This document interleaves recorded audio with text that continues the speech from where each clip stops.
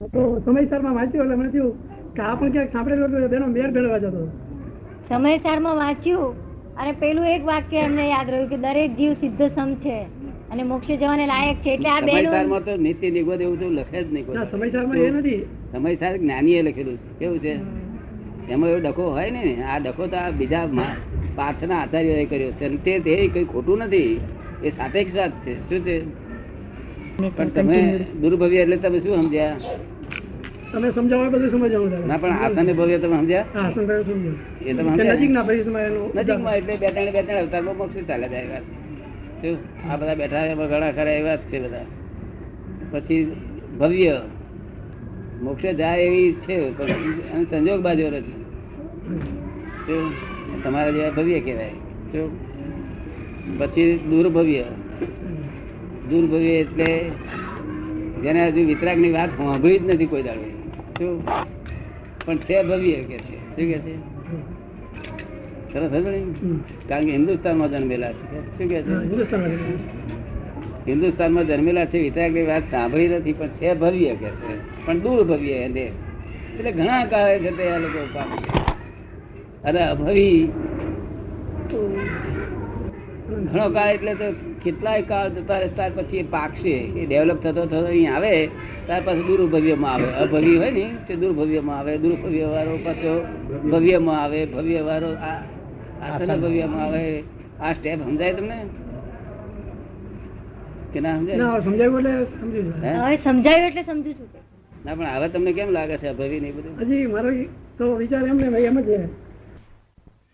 વાક્ય સમજ નહીં પડતી. શું થાય? એટલે વિરોધાભાસ છે, સાચો ને? વિરોધાભાસ કહેવાય. છે વિરોધાભાસ ને? અભવી અભવી ના, મને એ જ અભવી પૂછે છે. અભવી સાપેક્ષ છે વાત. કેવી છે? વિરોધાભાસ નહીં, સાપેક્ષ વાત ને દુર્ભવ્ય એ સાપેક્ષ વાત છે, અભવ્ય એ સાપેક્ષ વાત છે. સાપેક્ષ વાત છે. બધું આ સાપેક્ષ છે. આ બધું નિત્ય શું કહ્યું? નિત્ય નિગોદના જીવો અભવ્ય હોય છે. નિત્ય નિગોદના જીવો અભવ્ય હોય છે. ક્યારે જીવો મોક્ષે જઈ શકે નહીં એવું શાસ્ત્ર વિધાન છે. હે? નિત્ય નિગોદના જીવો મોક્ષે જઈ શકે નહીં એવું શાસ્ત્ર વિધાન છે. નિત્ય નિગોદ એ અભવી. અભવ્ય અભવી છે.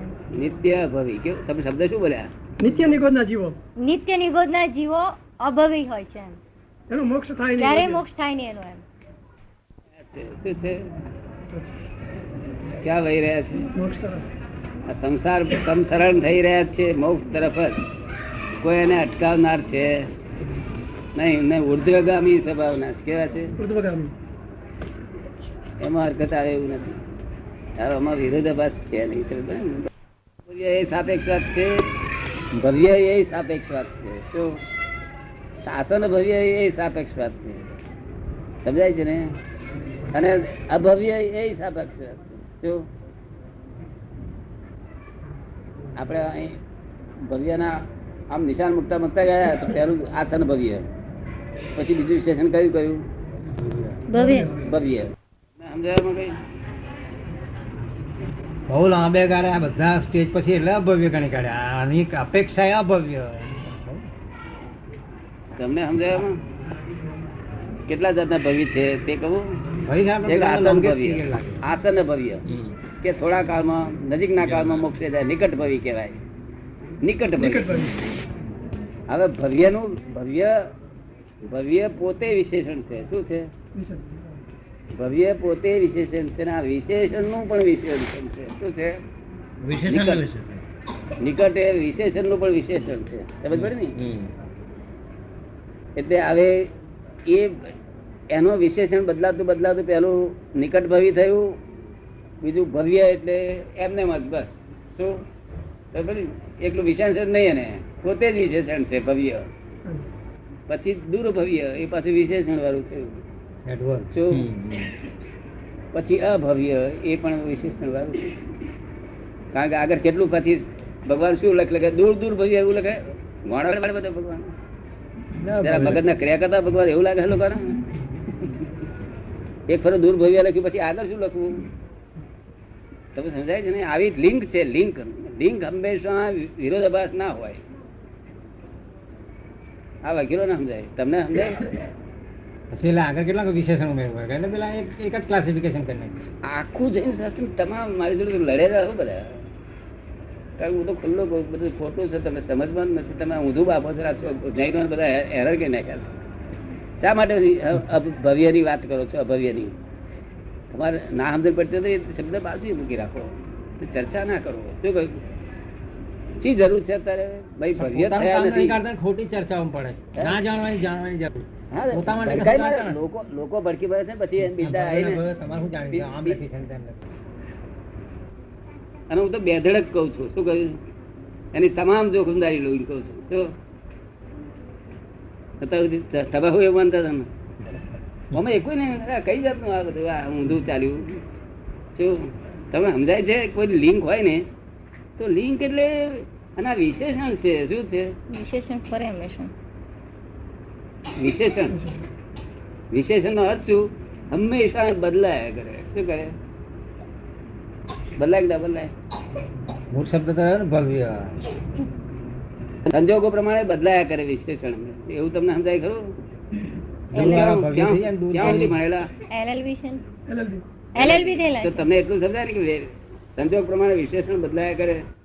તેમ દૂર ભવ્ય આસન ભવ્ય થાય ને ભવ્ય આસન આ બદલાયું ને. ભગવાન શબ્દ નામ હશે કે વિશેષણ હશે? ભગવાન નામ કહેવાય. નામ કહેવાય. તો નામ કહેવાય તો ભગવાન દાસ કેમ નહીં બોલતા? તો નામ કહેવાય તો ભગવાન વિશેષણ છે. તેને આ લોકો એવું બધું ઊંધું આપ્યું છે. આખું બધું ભગવત ઉપર. બાકી હશે. ભગવાન વિશેષણ છે. જે કોઈ આજે એ ગુણોને લાયક થાય એવો ગુણો જેની પાસે પ્રાપ્ત થાય એને આપણે ભગવાન કહેવાય. શું કહ્યું? જેમ કલેક્ટર એ વિશેષણ નહીં? કલેક્ટરને માટે લાયકાત થાય ક્વોલિફિકેશન, અને કલેક્ટર ક્યાંક નાખે લોકો જગ્યા પર. એવું ભગવાન અહીં જે કોઈ બે તેને અહીં ભગવાન ઉપરથી કોઈ દાડો પડ્યો નથી. ઉપરથી જેમ ઉપરથી પડે નહીં એવી રીતે નહીં પડ્યો. માને પેટે જન્મેલા છે બધા જેટલા ભગવાન થયા છે એ ઉપરથી કોઈ પડ્યા નથી. માને પેટે જન્મેલા છે અને તેનામાં અમુક ગુણો ઉત્પન્ન થાય એટલે પરપરિણીતિ બંધ થાય. પરપરિણીતિ બંધ થાય અને સ્વપરિણામમાં રહેવાનું થાય. શું કહ્યું?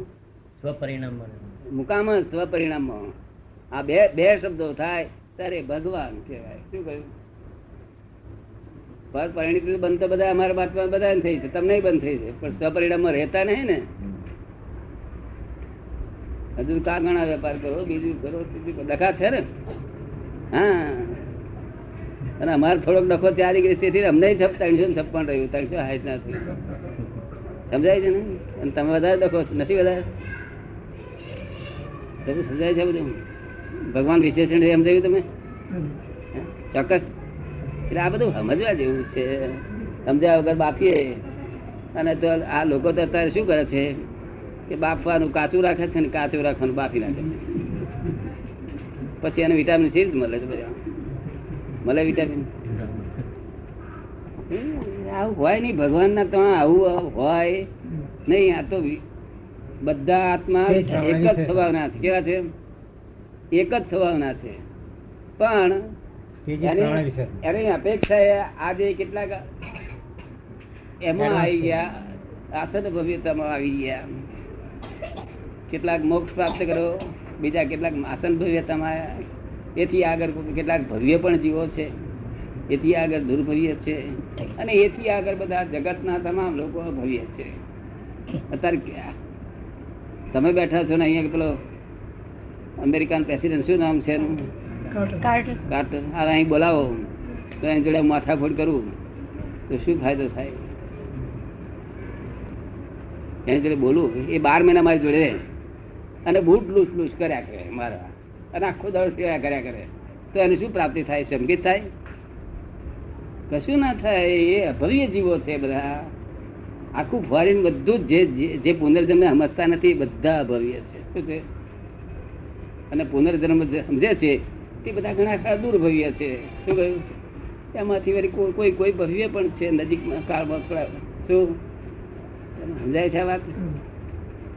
ફોરેન વાળા બધા જ અભવ્ય. શું તે અહીંના લઈ લે અભવ્ય. અહીં ઉપાસક બેઠા ઉપાસક બેઠા તમે અભવ્ય તમે શી રીતે હોઈ શકો? અને એટલે સુધી શાસ્ત્રમાં લખ્યું છે કે અભવ્ય તો ઠેઠ મોટો એ થાય છે કે છે અંદાજે થાય. બધા શાસ્ત્રોનો જ્ઞાતા થાય છે કે છે શું એ વસ્તુ એ વાત બધી સાપેક્ષ છે, ખોટું નથી, પણ સમજનાર જોઈએ ને, તમને સમજવાની શક્તિ છે ને. મારી વાતમાં થોડું ઘણું સમજાય તમને? હે સમજાવી તમને કેમ લાગે છે? બરાબર છે. હે ના બરાબર આપણે મારે જોઈતું નથી, મારે તો સાચું છે, સાચું. મારે ભરે કે હું બરાબર નો શોખીન નથી, હું શોખીન સાચી વાતમાં છું. જો બરાબર કે એમાં તો એથી ફાયદો નહીં, સાચી વાતનો શોખીન છે. શું છે? મારે મોક્ષે જ જવું છે અને લોકોને જોડે લઈ જવા છે. શું કહ્યું? એકલું નથી ગમતું જવા. જય તમને તો એકલું ગમે ને? કેમ કનૈયાલાલ બોલતા ને? બહુ સારા માણસ છે.